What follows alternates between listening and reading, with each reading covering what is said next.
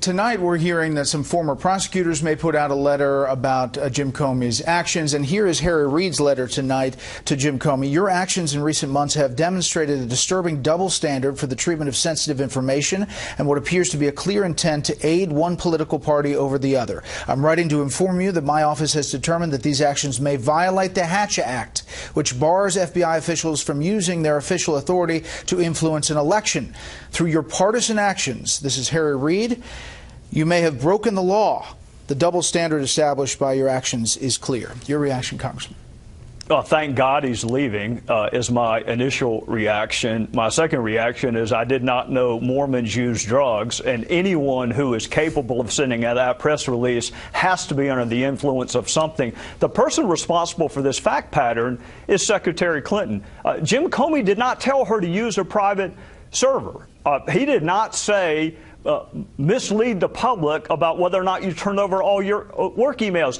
He certainly didn't say, hey, Secretary Clinton, why don't you say you neither sent nor received classified information? So, look, Senator Reid is a political hack. Jim Comey is a law enforcement officer. He's not a Republican or a Democrat. I've had my differences with him in the past, but he's not a political hack like Senator Reid is. What do you think happens here?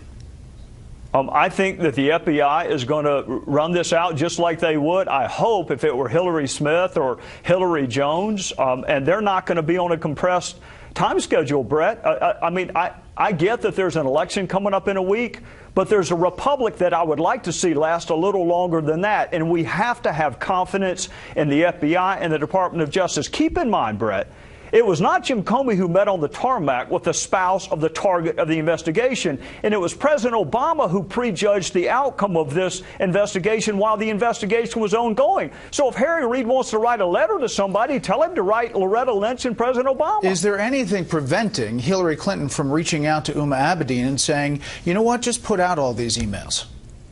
Oh, no, nothing in the world, nothing to have prevented her last week from returning them to the State Department. She is welcome tomorrow morning to have a press conference with Huma Abedin, and they can invite Anthony Weiner, too, if they want to, and say, this is what is in all of those emails that are on our computer that we failed to turn over to the State Department and the FBI when we were supposed to. Nothing's stopping her from doing that. So what's something that you always carry with you? Hot sauce.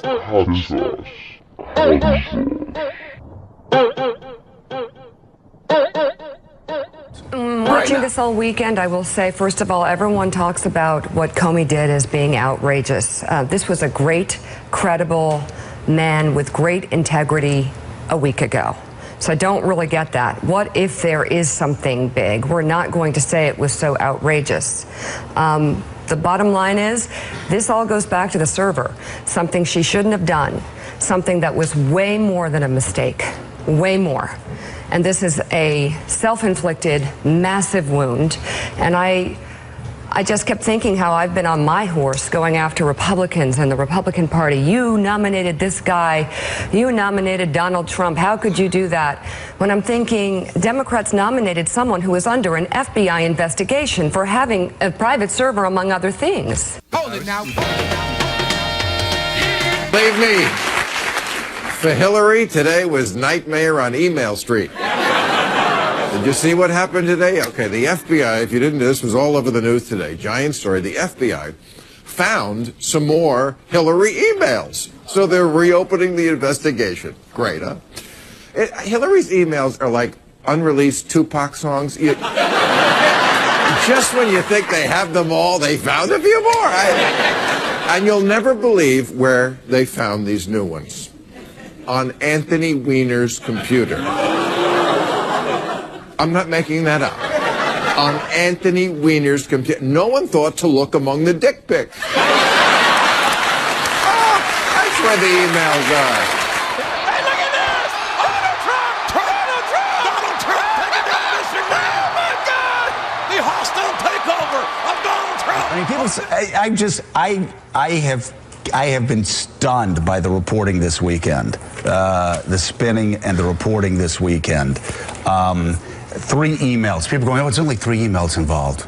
And then that spun everybody up all afternoon. 650,000. they've got to sort through now. They got to get computers with delete buttons on them too. Yeah. Who keeps 650,000 emails on their laptop? Who writes 650,000 That's emails? actually Anthony Weiner. In a more surprising twist, the unearthed emails were from the FBI's investigation into disgraced Congressman Anthony Weiner. It's true. It seems Anthony Weiner is forcing the nation to relitigate the entire email controversy and putting Hillary Clinton's chances of winning the presidency in serious danger. Carlos danger. Danger! Damn it, Weiner! For the record, this is a reflex! I'm not having fun! You're ruining my chance! Dang it! Look, this is obviously a disgusting way for the email case to come to life. Just watch Vice President Biden learn about Weiner's involvement for the very first time. I don't know where these emails came from. Apparently Anthony Weiner. Well, oh God. Anthony Weiner. I should not comment on Anthony Weiner. You can just picture Biden repressing that news and going to his happy place, which I assume is this actual picture of him eating an ice cream, wearing sunglasses and holding a fistful of money. Congressman, do you know, or could you tell us that in the next Congress, which convenes in just a few weeks in January, can the American public look forward to more and continuing investigations of the email server and Secretary Clinton and perhaps President-elect Clinton at that point? Well, I don't know. I mean, the legislative branch doesn't have the authority to investigate crime. Number one, we're bad at it. Number two, we don't have jurisdiction. There is a role for oversight, and I'm sure, I'm not a committee chairman, I'm sure those committee chairpersons will make that determination. Whether it's President Trump or President Clinton, the legislative branch ought to provide oversight.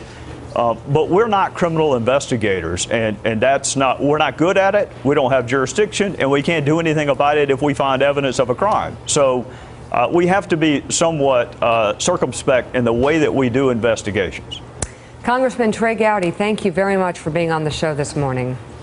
Yes, ma'am. Thank you all. Thank you. And again, we have invited Democratic officials onto the show, and that is a standing offer.